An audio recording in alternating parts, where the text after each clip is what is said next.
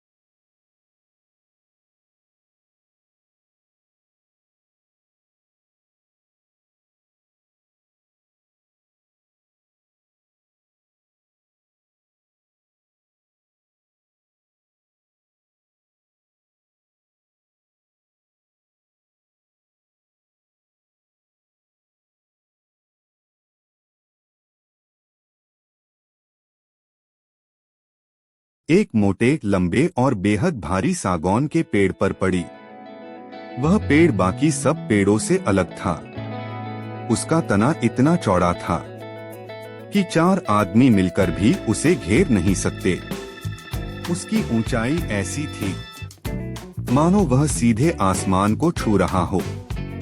नीचे से ऊपर तक उस पर समय की गहरी लकीरें बनी हुई थीं, जैसे यह पेड़ सैकड़ों सालों से सब कुछ देखता आ रहा हो। मैं कुछ पल वहीं खड़ा उसे देखता रहा। दिल में एक अजीब सी हलचल थी, डर भी लग रहा था और आगे बढ़ने की चाह भी। मन कह रहा था यहीं रुक जाओ, काफी हो गया। लेकिन दिल कह रहा था इतनी दूर आए हो तो अब आगे भी चलो। मैंने गहरी सांस ली और उस विशाल सागौन के पेड़ के पास पहुंचा। उसकी जड़ें जमीन से बाहर निकलकर ऐसे फैली थीं मानो किसी विशाल जीव की नसें हों। मैंने हाथ लगाकर उस पेड़ को छुआ। छाल ठंडी थी, मोटी थी और बेहद मजबूत। ऐसा लगा जैसे यह पेड़ मुझसे कुछ कहना चाहता हो, जैसे पूछ रहा हो क्या तुम सच में तैयार हो। मैंने मन ही मन पेड़ को प्रणाम किया और आगे बढ़ गया। जैसे जैसे मैं आगे चला, जंगल और घना होता गया। सूरज की रोशनी पेड़ों की छतरी से छन छन कर जमीन तक पहुंच रही थी। हर कदम पर जमीन की बनावट बदल रही थी, कहीं सूखी पत्तियां, कहीं नरम मिट्टी, तो कहीं कांटेदार झाड़ियां। अचानक कहीं पास से पत्तों की तेज आवाज आई। मेरा दिल एक पल के लिए जोर से धड़क उठा। मैं रुक गया, चारों तरफ नजर दौड़ाई। हाथ अपने आप लकड़ी की एक मोटी डाल पर चला गया ताकि जरूरत पड़े तो खुद को बचा सकूं। कुछ सेकंड बाद एक हिरण तेजी से झाड़ियों के बीच से निकला और जंगल में गायब हो गया। मैंने राहत की सांस ली, लेकिन यह एहसास और गहरा हो गया कि मैं सच में जंगली इलाके में हूँ। ठंड अब और बढ़ रही थी, हवा तेज हो चुकी थी। पेड़ों की टहनियां आपस में टकराकर अजीब सी आवाजें कर रही थीं। ऐसा लग रहा था मानो जंगल अब जाग चुका हो। मैं आगे बढ़ता गया। अब रास्ता साफ नहीं था, हर दिशा एक जैसी लग रही थी। पेड़, झाड़ियां, बेलें, सब कुछ। मन में एक पल को डर आया, कहीं मैं रास्ता तो नहीं भटक गया। लेकिन मैंने खुद को संभाला। मैं जानता था कि जंगल में घबराना सबसे बड़ी गलती होती है। मैंने रुककर चारों तरफ ध्यान से देखा। हवा की दिशा, सूरज की स्थिति और जमीन के निशान। थोड़ा आगे मुझे एक पुराना सा रास्ता दिखा, शायद कभी यहां से लकड़ी का। अचानक मेरी नजर जमीन पर पड़ी। मिट्टी पर बने गहरे और चौड़े पद चिन्ह साफ दिखाई दे रहे थे। एक पल में समझ आ गया, ये किसी छोटे जानवर के नहीं, ये हाथी के पद चिन्ह थे। दिल की धड़कन तेज हो गई। हाथी का नाम सुनते ही जंगल का सन्नाटा और भारी लगने लगा। मन में डर था, क्योंकि सामने अगर हाथी आ जाता तो बचने का कोई रास्ता नहीं होता। कुछ पल मैं वहीं खड़ा रहा। सोचा वापस लौट जाऊं, लेकिन फिर हिम्मत जुटाई। मैंने तय किया कि इन पद चिन्हों के पीछे पीछे धीरे धीरे आगे बढ़ूंगा। हर कदम सोच समझकर रखा।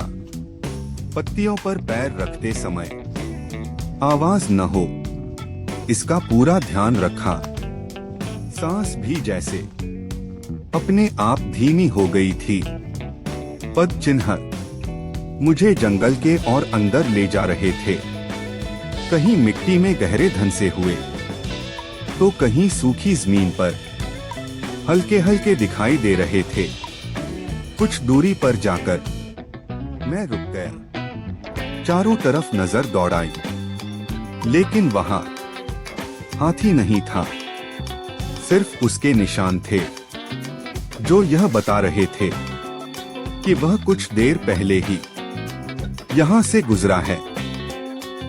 शायद वह पानी की तलाश में गया होगा या अपने झुंड के पास लौट गया होगा। यह सोचकर थोड़ी राहत मिली, लेकिन डर पूरी तरह गया नहीं, क्योंकि जंगल में कुछ भी अचानक हो सकता है। मैंने खुद से कहा, हाथी चला गया है, लेकिन जंगल अभी जिंदा है। फिर भी मैंने कदम पीछे नहीं खींचे। डर के साथ आगे बढ़ना ही इस सफर का हिस्सा था। मैंने एक बार फिर गहरी सांस ली और जंगल के अंदर और आगे बढ़ने लगा। जैसे जैसे मैं आगे बढ़ रहा था, मुझे धीरे धीरे ठंड का असली एहसास होने लगा। शुरुआत में जो हवा सिर्फ ठंडी लग रही थी, अब वही हवा शरीर को चुभने लगी थी। हर सांस के साथ सीने में ठंड उतर रही थी। मुंह से निकलती सांस साफ भाप बनकर दिखाई दे रही थी, जैसे जंगल भी मेरी हालत देख रहा हो। मेरे हाथ धीरे धीरे सुन्न होने लगे थे। उंगलियों में हल्की झंझनाहट थी और हथेलियां कठोर सी महसूस हो रही थीं। मैंने चलने की रफ्तार बढ़ाई, सोचा शायद शरीर गर्म हो जाए, लेकिन ठंड जैसे मेरे साथ साथ चल रही थी। तराई का यह जंगल दिन में भले ही शांत और सुंदर लगता हो, लेकिन ठंड के समय यह अपनी असली ताकत दिखाता है। हवा पेड़ों के बीच से गुजरते हुए एक अजीब सी सीटी जैसी आवाज कर रही थी। पत्तियां हिल रही थीं, लेकिन उस आवाज में कोई अपनापन नहीं था। ऐसा लग रहा था जैसे जंगल कह रहा हो, यहाँ कमजोर लोग नहीं टिकते। मैं कुछ देर तक खुद से लड़ता रहा। मन कह रहा था, बस थोड़ा और चल लो, लेकिन शरीर अब रुकने की जिद कर रहा था। ठंड सिर्फ शरीर को नहीं, दिमाग को भी जकड़ लेती है। सोच धीमी हो जाती है, फैसले लेना मुश्किल लगने लगता है। मैंने चारों तरफ नजर दौड़ाई। मुझे ऐसी जगह चाहिए थी जहां हवा थोड़ी कम लगे और आग जलाई जा सके। थोड़ा आगे मुझे एक जगह दिखी जहां जमीन थोड़ी सूखी थी और पेड़ भी पास पास थे। मैं वहीं रुक गया। रुकते ही ठंड का असर और ज्यादा महसूस हुआ। चलते समय शरीर थोड़ा गर्म रहता है, लेकिन जैसे ही रुकते हो, ठंड हमला कर देती है। मैंने बैग उतारा और इधर-उधर सूखी लकड़ियां इकट्ठा करने लगा। लकड़ी उठाते समय उंगलियां ठीक से मुड़ नहीं पा रही थीं। हर लकड़ी उठाने में पूरा ध्यान लगाना पड़ रहा था। कभी हाथ से छूट जाती तो कभी उंगलियों में दर्द सा चुभ जाता। जंगल में लकड़ी तो बहुत होती है, लेकिन ठंड में सही लकड़ी चुनना भी एक चुनौती बन जाता है। कुछ लकड़ियां नमी से भरी थीं, कुछ बिल्कुल सूखी। मैंने सूखी टहनियां अलग रखीं। हवा इतनी ठंडी थी कि माचिस जलाने में भी दिक्कत हो रही थी। पहली तीली बुझ गई, दूसरी भी। तीसरी बार मैंने हाथों को अपनी जैकेट के अंदर रखकर थोड़ी गर्मी ली, फिर माचिस जलाई। आखिरकार एक छोटी सी चिंगारी लकड़ी में लग गई। धीरे धीरे आग ने आकार लेना शुरू किया। जैसे ही आग जली, मुझे ऐसा लगा जैसे जिंदगी वापस लौट आई हो।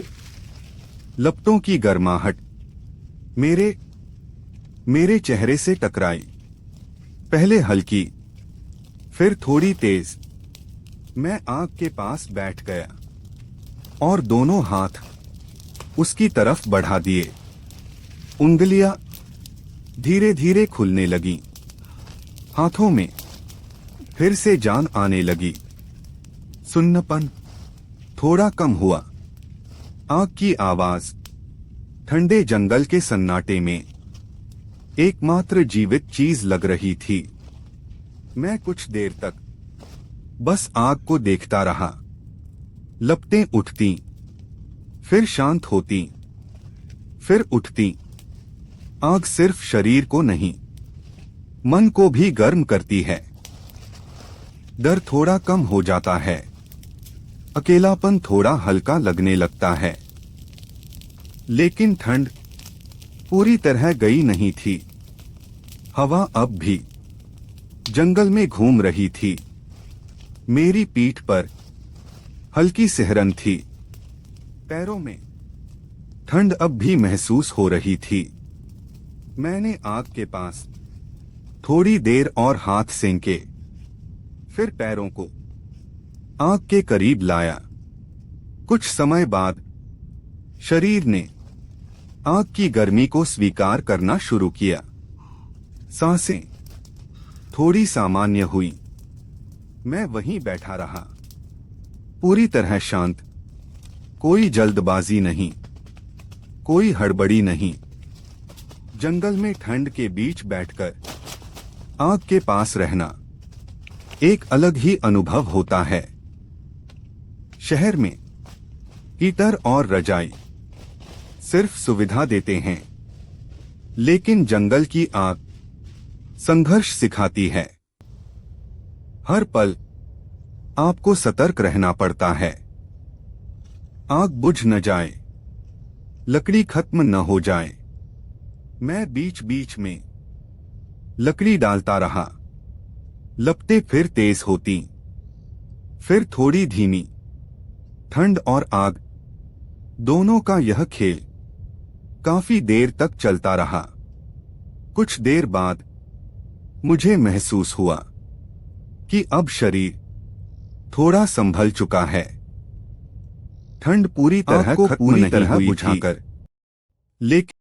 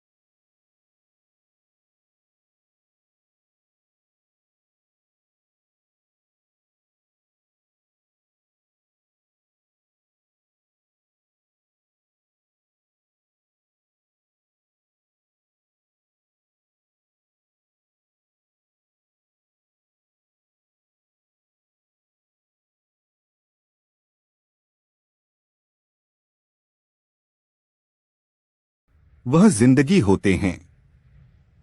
थोड़ी देर बाद मैं फिर से चल पड़ा, लेकिन इस बार कदम भारी थे, क्योंकि मैं जान चुका था अगर आज भी नहीं संभले तो कल ये जंगल सिर्फ कहानियों में रह जाएंगे।